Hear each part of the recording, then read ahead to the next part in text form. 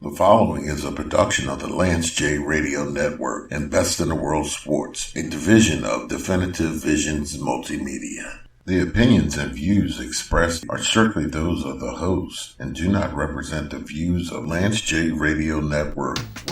You're listening to Jonesy and Brown. Both you are crazy. With Mike Jones and Charlie Brown.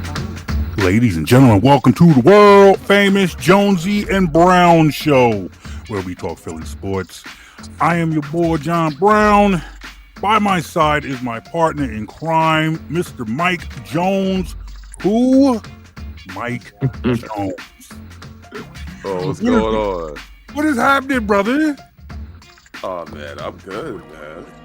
Well, team's in first place. Yes, we well, my are. football team's in first place. Yeah. Well, you know, look, let's stick with the important things. You know, the football team's in first place. The basketball team not in first place. But hey, They're fun. It's fun to watch. A hell of a lot more fun than it was last year this time. Exactly. But as people can see and can hear, we are not Yes, alone. indeed. We are not alone. We have an old friend with us this week. Yeah, man. Good to be Ladies, back here. It is good to be back. Let me read down. Let me read this brother's credentials. Let me read through his resume real quick so I can give him the proper introduction. Ladies and gentlemen, this man is an alumni of KYW Newsradio. Man also worked for WPHL17 News, then moved on to WGAL News in Lancaster. He is now with the NBC affiliate Local 4 News in Detroit. He is a proud Michigan State alumni, the other MSU. Shout out to Morgan State. But he is a proud alumni of Michigan State University, and he is a proud member of Phi Beta Sigma. Ladies and gentlemen, yeah, that's right. Throw it up. We let people represent their frats and their sorors on this show. Ladies and gentlemen, Mr. J. Scott Smith is here. What's happening, everybody? It's good. It's good to be seen in the city I call 1A, home 1A for me in Philadelphia, man. Yes. I miss y'all. I miss y'all boys out there, but it's good to be back here at the crib, man. Hey, man, we are definitely proud of the success that you have had. We're happy to see that you landed back home. We know Detroit is your home. We know Detroit is the city that you love. Mm-hmm. So we are happy to see you back home, but you are missed in this city, man. Your presence is missed, your work is missed, and you certainly appreciate it, and we miss you back here, man. Hey, man, it's like I try to tell people this all the time. I spent 10 years in that. I spent 10 years in that city. I was there for when the Birds won that Super Bowl in 2018, and the vibe around there, the Phillies getting to the World Series in 2022 and working at KYW and doing all the cool things I did out there, man. It's like Philly's always going to be a part of me. It's the only place I lived longer than Philly was here. So I ain't got nothing but good things to say about Philadelphia. And I've told anybody, you can't talk bad about Philly around me. That ain't going to work. You can't badmouth that city in front of me and get away with it. It just don't work, man. We appreciate that, man. Part of you now. Yeah. Hey, real quick, because we're gonna talk Eagles and Lions today, but we know as an alumni of KYW Newsradio, you were on the radio there for a long time. Just a couple of weeks ago, we lost Harry Donahue. I know you didn't necessarily work with him, but I just wanted to get your thoughts because that man was a legend in this city. Yeah, the Harry was like God tier in that building. Like he was legend, Hall of Famer. I didn't get to meet him. I think there were a couple of days he came up there because he was obviously advanced age. A couple of days he came up there. I didn't happen to be there at the time, but to hear from the people who've been there, the OGs and the ones who were there, they always spoke so highly of Harry that he was like that authoritative voice. He was the voice of everything from the breaking news out there all the way down to the school closings and he was that guy. So while I didn't get to meet him, I know that's a legend and an icon in that place. So clearly, like Harry Donahue meant so much to Philadelphia radio. So for obvious reasons, it's nothing but thoughts and prayers to his family, man, because that's a legend. That's a piece of history. Harry in Philadelphia was the same as Larry Kane and those names that people who lived in Philly. And when y'all educated me on who those guys were, like the Jim Gardners of the world, those dudes, Though that's where Harry Donahue was. So I had nothing but respect for them. I always respect the ones that came before us, man. Exactly. Appreciate that, man. Those very kind words. Very kind words, man. Hey, look, you've been here. You said you lived there for 10 years. Now, you're back, you're back in Detroit. But, the Lions are your team, correct? That is always. Always have been, man. The Lions have always been number one with me and went through so many just awful. We've had this conversation. It was when I was out there, it wasn't until 3 years ago when it was just like everybody. I still remember being in the office at KYW and how sorry they felt for me watching every week where it would come in there and I already knew they knew how it was going to end. They knew how it was going to end. Even in the Stafford years, they knew how it was going to end. It may start off pretty good, but you knew how that game was ending. And one of my favorite memories from KYW is the day Dan Campbell was hired and that press conference, the infamous kneecap biting press conference. I'm sitting at my desk watching that press conference and my jaw is on the floor because I didn't know what to make of what I was watching. And I still remember his name's Dan Micah. He was working there. He was my producer. He walked over because he heard Dan Campbell and he looks at the video and he looks at me and says, "Bro, I'm sorry." I'm so sorry. Because I was just in shock.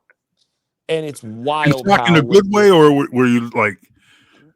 We didn't know what to make of him because we thought that this man was crazy. And he had not been a head coach before. He'd been a tight end coach in Miami and he'd been a tight end coach with the Saints. But we didn't know anything about this guy. And then they go winless in their first 11 games with him, and they finally get the last second win against the Vikings, and they go 3-13 at the first year. It's like, oh, come on, man. Then they go 1-6 the next year, and it's like he was basically everybody had one foot in the grave after 1-6. They lose this game to Miami, and I'm just dead man walking. Dead man walking. It's like, okay, and they got Green Bay coming in with Aaron Rodgers the next week. Like, all right, so it was nice. It was nice seeing you. Then they win.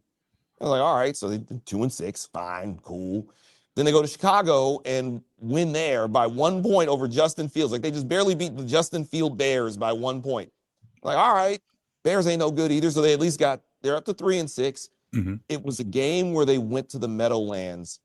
And this was Dayball's first year when the Giants were like 7-3 and they had just been running through everybody and they looked really good. And the Lions went into the Meadowlands and beat the brakes off the Giants. And that's where I sat up and I sat up in front of the TV like, oh, this is different. Wait a minute here. And I just never thought I would live to see this the last 2.5 years. And we're going to get to the Eagles because the funny thing is at the end of that season, they ran all the way through. They just missed the playoffs on a tiebreaker because they'd lost to Seattle early in the year and they lose a tiebreaker. And everybody in that newsroom, because they knocked off the Giants, because they helped out the Eagles at that point. They knocked off the Giants. They took down a bunch of teams along the way. They were all like just stunned how great the Lions were. And I jokingly said, I don't think y'all have ever seen me, as I'm trying to keep this thing up, I don't think you've ever seen me when any of my teams are good, because the Pistons were bad, the Tigers were bad, the Red Wings, everybody's bad. Michigan State was good, but everybody else is bad. And I told them, it's like, fellas, I know y'all love me in this room, but a year from now, when my boys come into the Lincoln and beat the brakes off your boys in a playoff game, are you still going to love me? Jokingly, the next year, the Lions have the home game, and Tampa has to, and the Eagles are in Tampa, and now I'm thinking, I almost called this. Yeah, I almost called this. Because I was rooting heavy for the Eagles. I wanted that Lions-Eagles game so bad. And I was, by this point, I'm working in Lancaster, and I call in to the edit desk at KYW, and they're super happy to hear from me and everything else. And I'm talking to them for a second. I'm like, boys, by the way, I hope you still love me when your boys get their ass kicked next weekend at Ford Field, only for them to lose the game in Tampa. And I'm like, come on, man, what are we doing? And then last year, what was supposed to be the championship game, we have the thing with the Commanders, because half, like 13 players on our defense are injured. Yeah, your And defense Jalen was decimated last season. dead. And then we lose Robertson, the nickel corner, like the third play of the game. He broke his arm. And even with that, they were up 7-3 with the ball at the 15. And Ben Johnson decides, I want to go 5 wide instead of giving the ball to Jahmyr Gibbs, who they can't tackle. And the whole game flipped on its ear. So I'm looking at Sunday. I was looking at 2 games this whole year. The one we just had over the weekend, where they went in there and showed everybody what the January game was supposed to look like with the Commanders.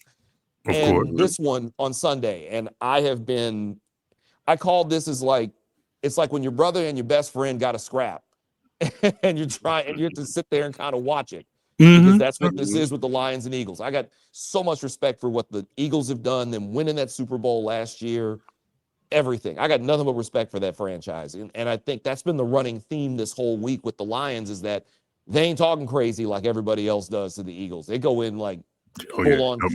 They talk to them like grown men, and that's what the Lions are about now. And I'm just now finally getting used to that. Like, the Lions will just approach you like grown men and just say, look, this is what we're doing. And you can either like it or don't like it, but this is what you're going to get. So with the Lions this year,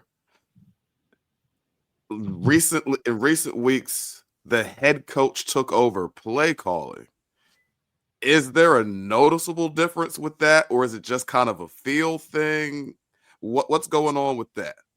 So Dan Campbell took over play calling on Sunday and kind of did it real sneaky too, because he never let on that he was going to pull John Morton. So John Morton was the OC.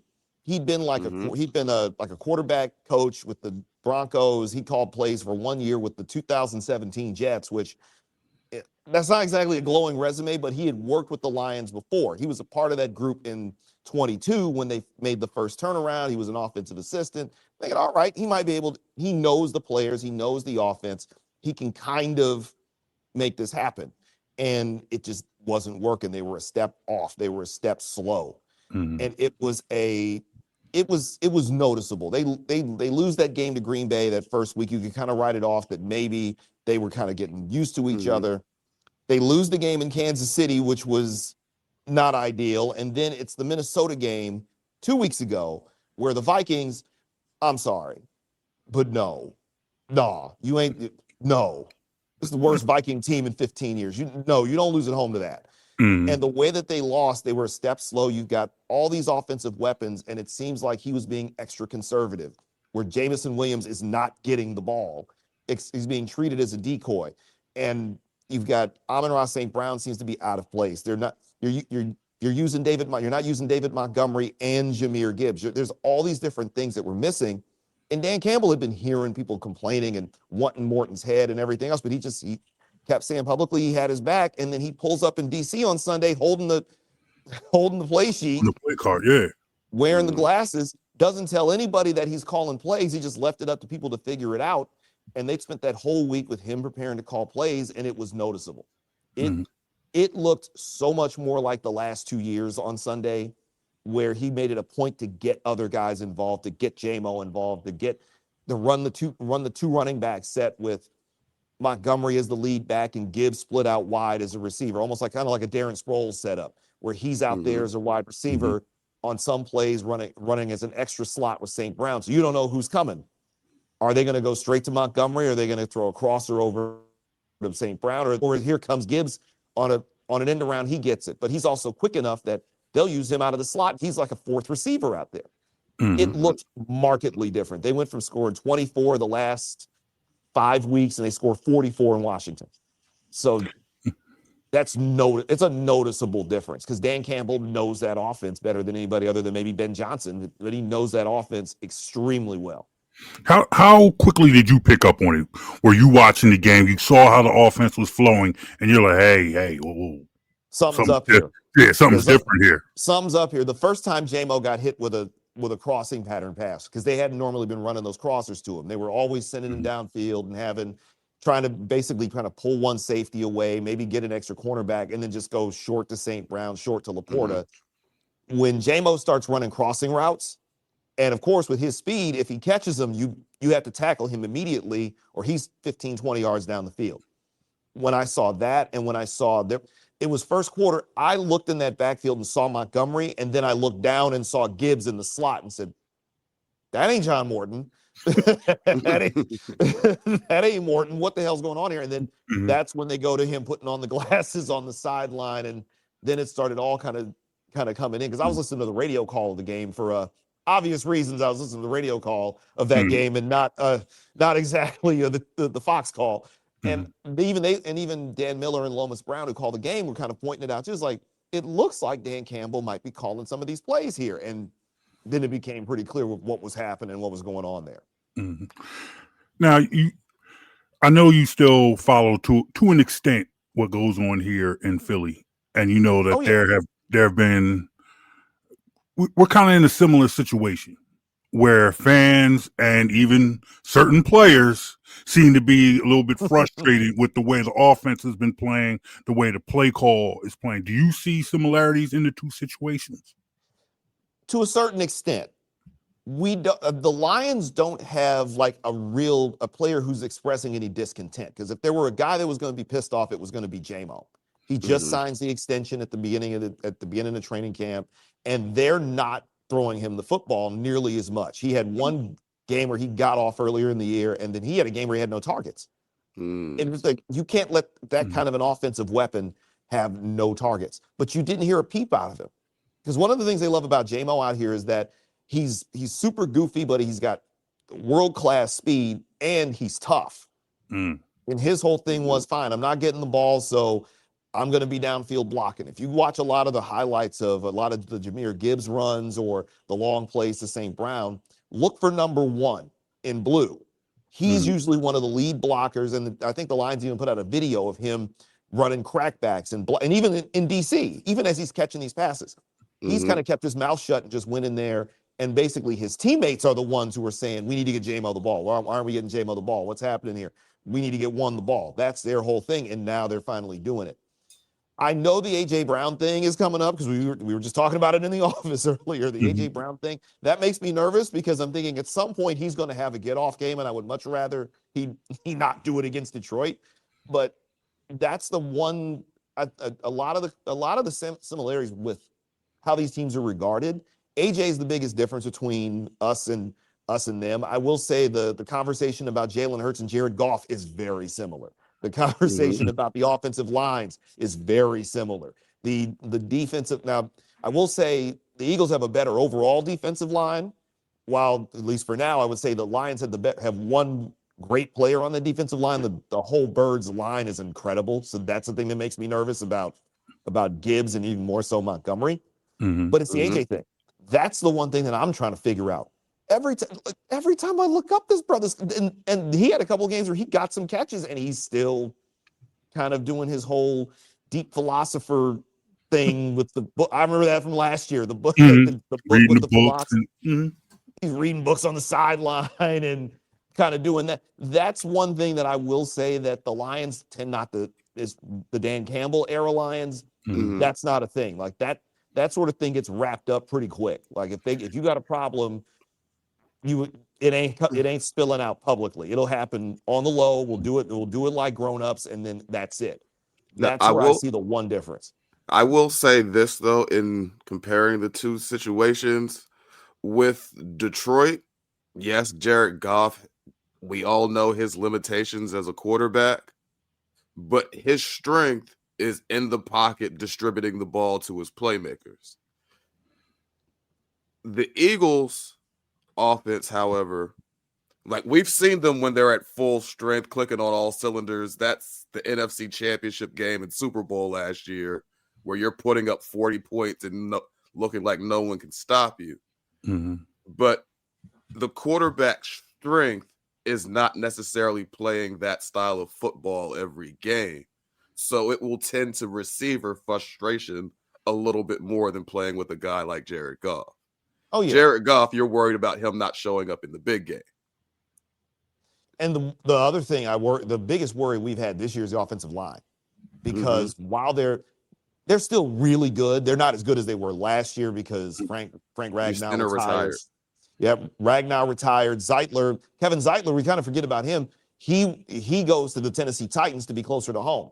So you got to replace Zeitler with the rookie Tate Ratledge, who's really, really good, and the other kid, Christian Mahogany, who was kind of playing some. He played some last year, so that's something they've had to figure out. The golf thing, as long as they can protect Jared, he looks phenomenal.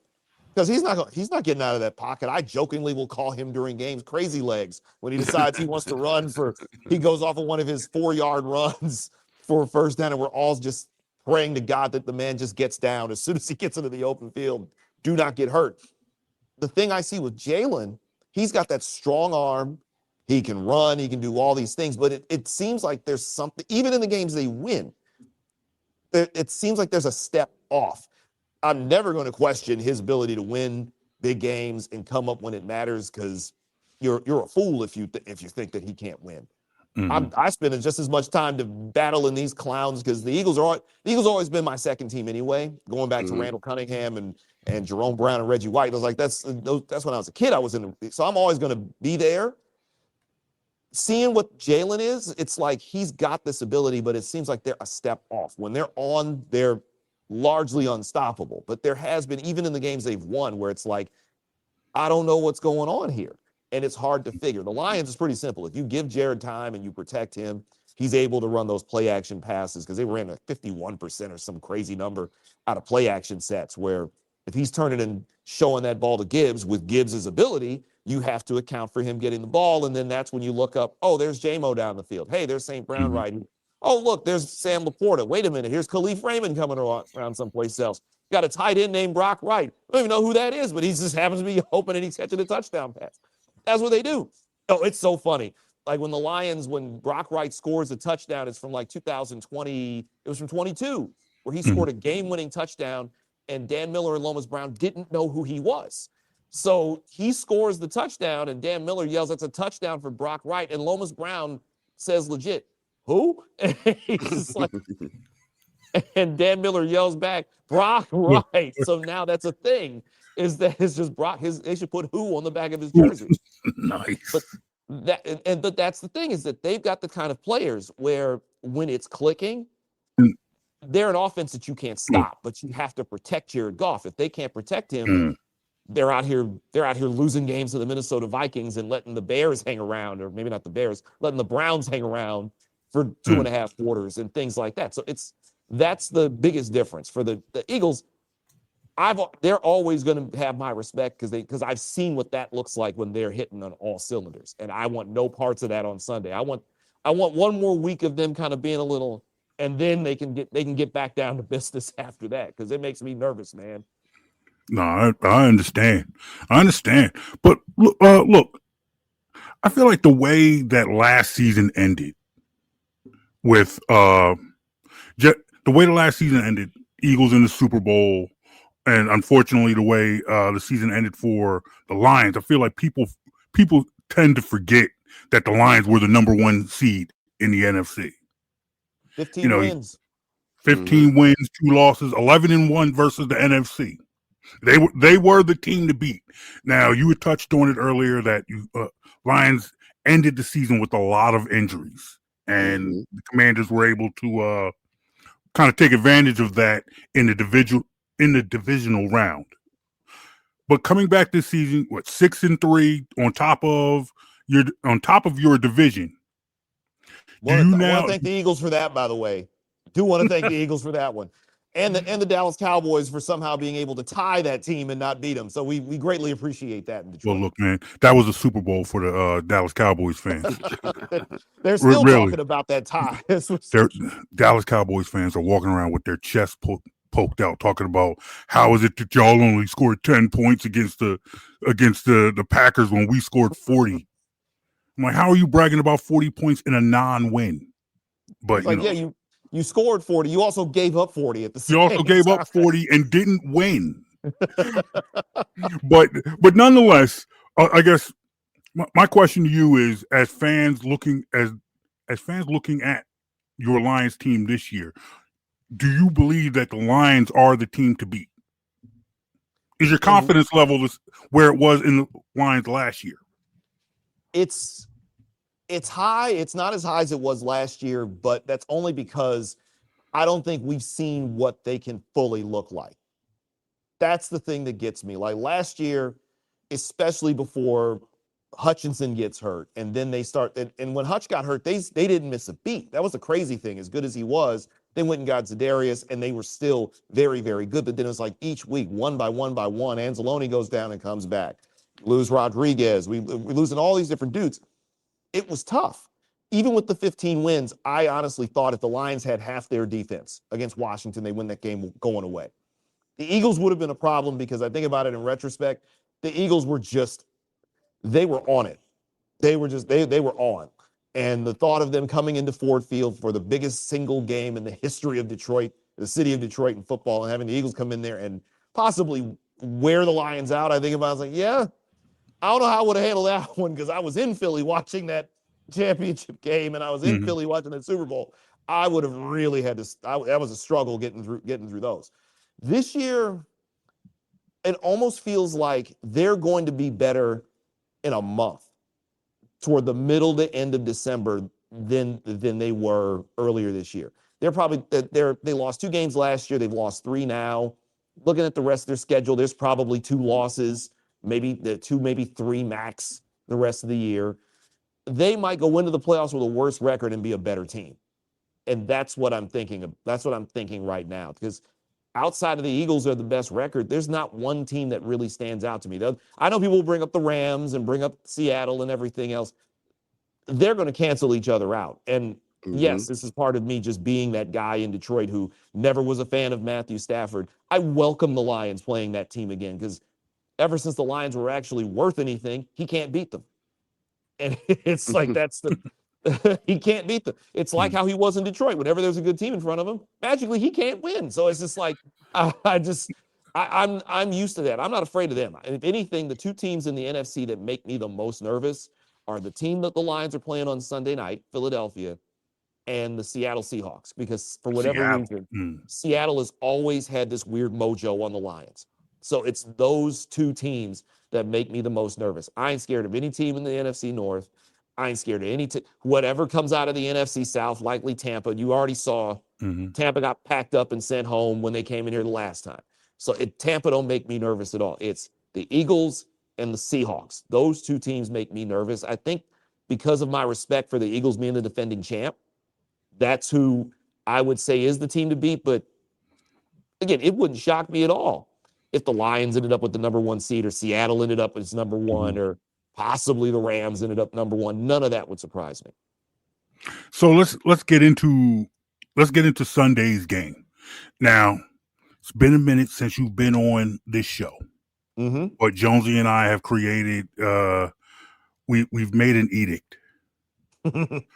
We have banned predictions from this show. We no longer do predictions on this show because it was a thing last year. It was truly a thing last year, and so what I wanted you to do, real quick, was just give us your expectation for Sunday's game.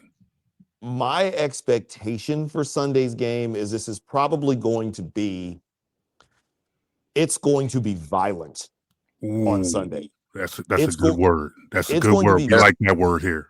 It's violent. The Lions and the Eagles play a violent form of football. That's the thing about watching them that because they're both insanely tough. Like Jahmyr Gibbs they call him Sonic. He's this finesse. He's a quote unquote finesse back. That kid's tough. David Montgomery's tough. The tight ends are tough. Penei Sewell is a polar bear in a football uniform, basically. I look at it's like Penei Sewell is basically our Lane Johnson. The dude you want no part except in he's so ridiculously athletic, and you'll see it at certain points that you will look up and see 58 like 20 yards downfield running in front of a Jahmyr Gibbs, running in front of David Montgomery, running in front of J-Mo. The Eagles are the same way.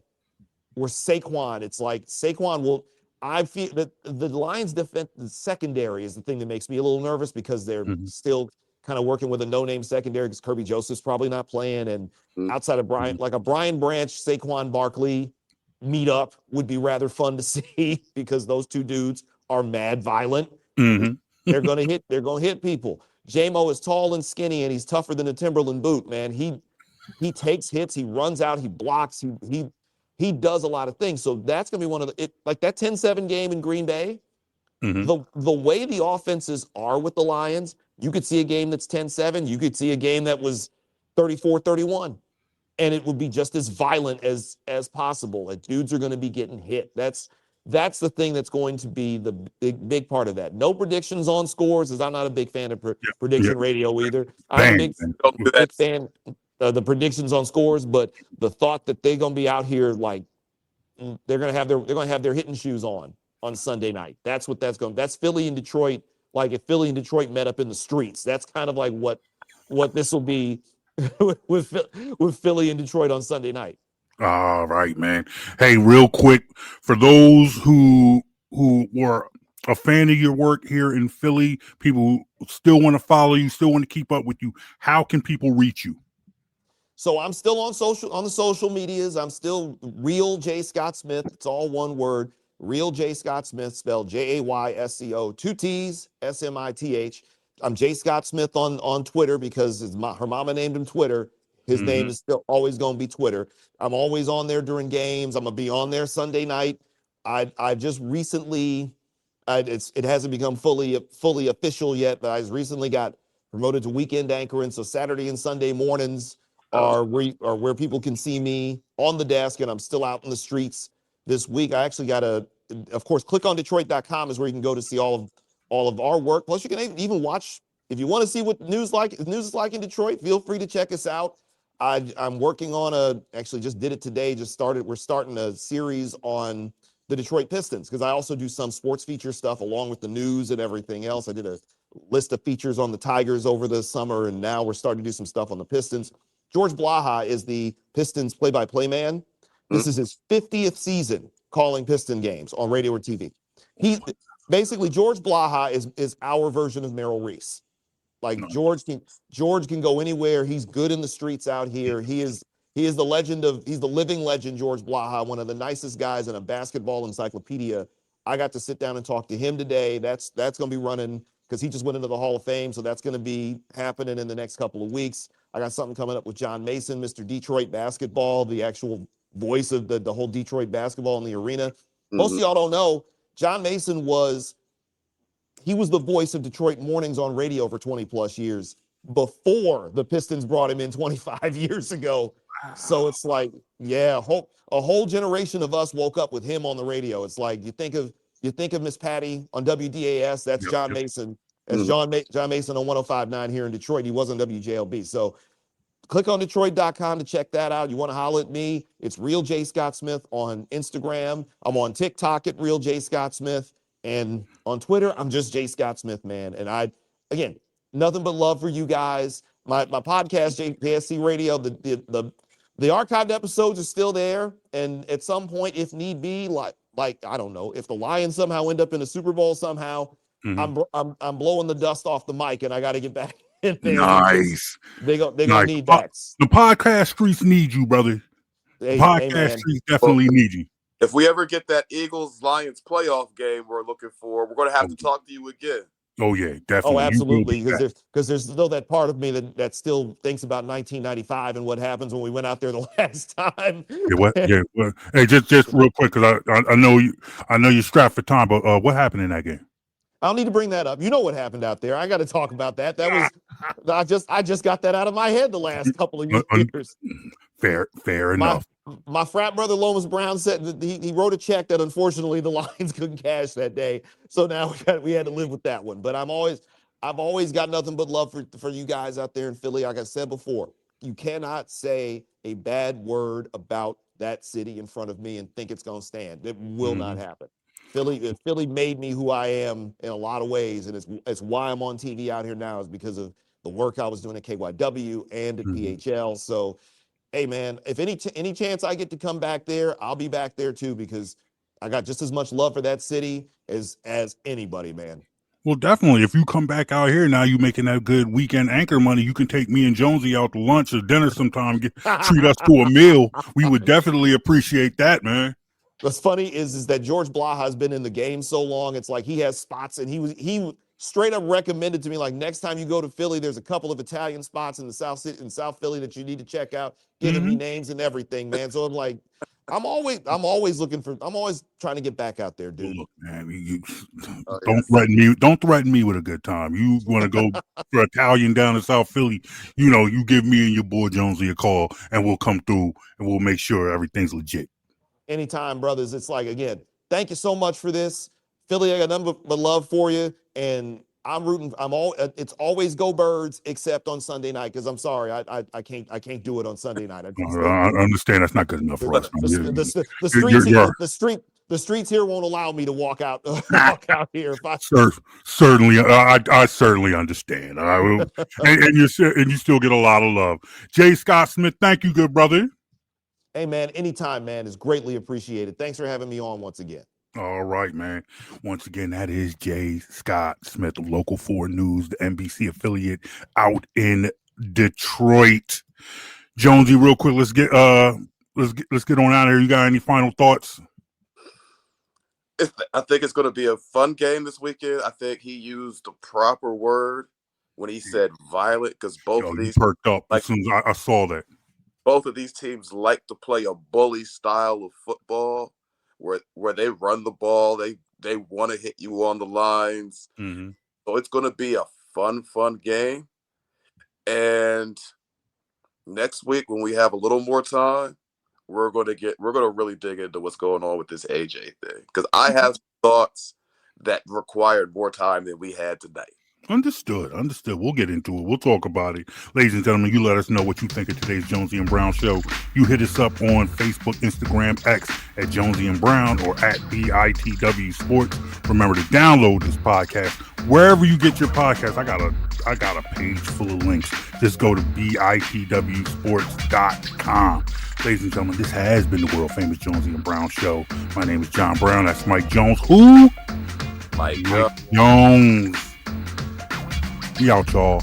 Have a good weekend. Enjoy the sports. Go Birds. Peace, y'all. This podcast is a production of Best in the World Sports, a division of Definitive Visions Multimedia. To subscribe, download, and follow on social media, go to BITWsports.com. You're listening to Jonesy and Brown.